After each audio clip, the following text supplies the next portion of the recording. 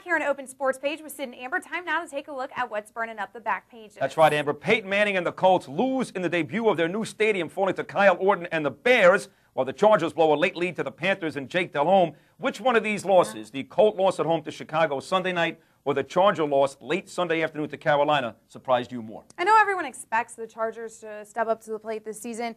That one surprised me less, though, because of how they started out last season. Obviously, lots of controversies surrounded these guys throughout the past couple of years. Maybe they're still paying for the whole Marty Schottenheimer situation a little bit there. I'm still not convinced that was a good move, moving to Norv Turner. So that one surprised me less. I think maybe LT is kind of slow getting going, and where they dropped 2 games, I think it was at the beginning of last season. Last year. So, Indy, though, didn't expect it out of these guys. I was not used to seeing them make such prominent mistakes. So early, Peyton Manning obviously looking very rusty, given he didn't play in the preseason, which probably had a lot to do with this. But I was more surprised by Indianapolis, extremely surprised about how well Kyle Orton played and how well the Bears performed. I agree with you. On both sides of the ball, I thought the Colts were lackluster. Peyton was off to a sluggish start. He had a couple of good passes, got the Colts deep in Chicago territory, had to settle for field goals twice. And you talked about Kyle Orton. He's not going to go out there and throw for 400 yards. No, but he was solid. He didn't mess up. Exactly. Which is a big contrast from Rex Grossman.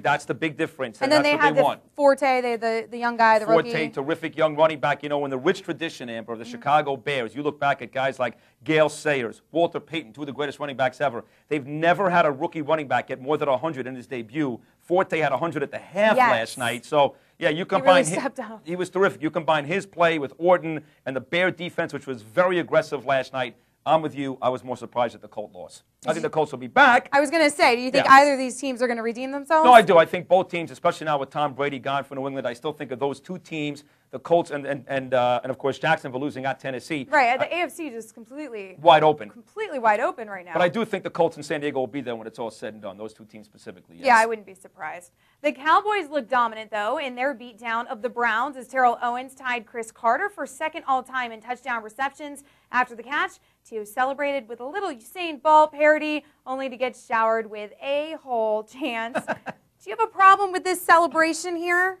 Is this just T.O. being T.O.? I've been Manny over this. being Manny. Yeah, I've been over this a million times. I know. Yeah, the question is, where's T.O. on the all-time wideout list?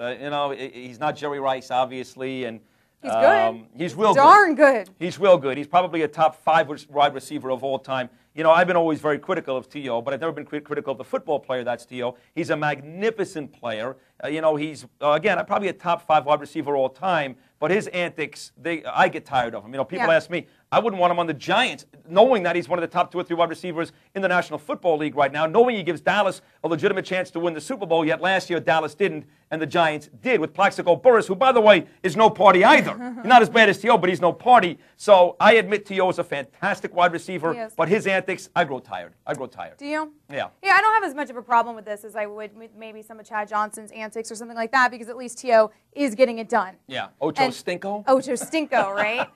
Yeah. I don't Where really have, T.O.'s obnoxious, but I'm not a huge T.O. hater like everyone else. If you're getting it done on the field, that's the most important thing. The times where he hasn't been, and he has been acting like this, I have a problem with that. But, in this situation, I don't really have a problem with it. The thing about T.O. is, it is T.O. being T.O., and he's not a bad guy off the field. I've met T.O. off the field, and he's a nice guy. He's very dedicated to the game, too. He is. He takes works great hard. care of himself. No question. Stays in great shape. But I often say this. In the real world, you have guys who commit horrible crimes in the real world. That is not T.O. I've never said that was T.O. But in the little world, that's that football world those guys live in. That's where T.O. is a bad guy. Right. He's a charitable guy, a nice guy. I've met him at the movie theater a couple of times for Dan Le Batard. He's a nice guy. But in that little football world that those guys live in, he's a bad guy. Killing his old quarterbacks, killing his old coaches. As long as you're not really killing people or making it rain and people getting shot. Exactly. So let's see if he and Wade Phillips can exercise the demons this year and take the team that is the most talented on paper, the Dallas Cowboys, back to the Super Bowl. But congratulations to T.O. for trying Chris Carter in this situation. I'm not a big fan of Chris Carter either, so fine. Finally, Amber, the NCAA made a boneheaded decision penalizing Washington quarterback Jake Locker for celebrating after a game-saving touchdown run. He was punished 15 yards for excessive celebration, and his team missed the ensuing game-tying extra point. Ty Willingham could not catch a break. I feel so bad for this guy at this point. Should the NCAA have shown better judgment in assessing this penalty? I don't think that this should be a rule at all. I mean, I guess the refs were following the rule, and so be it. But, I just think this whole thing about not celebrating is so ridiculous. It bothers me so much when you take the fun out of sports. I agree, especially football, because it's such an emotion-filled game. Yes. And look, it wasn't like the guy stuck in somebody's face. No, he wasn't taunting them. He threw the ball. Exactly. Did he throw the ball over his shoulder or something? I mean, who cares? This isn't.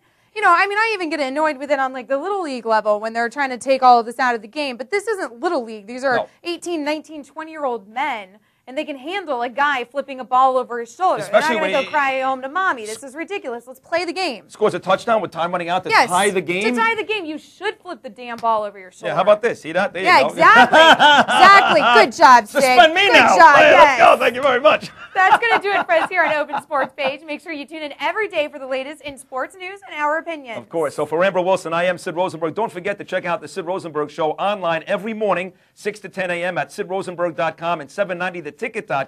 And keep it here at opensports.com, where the future of sports on the web is open. For more great videos, check back every day on opensports.com.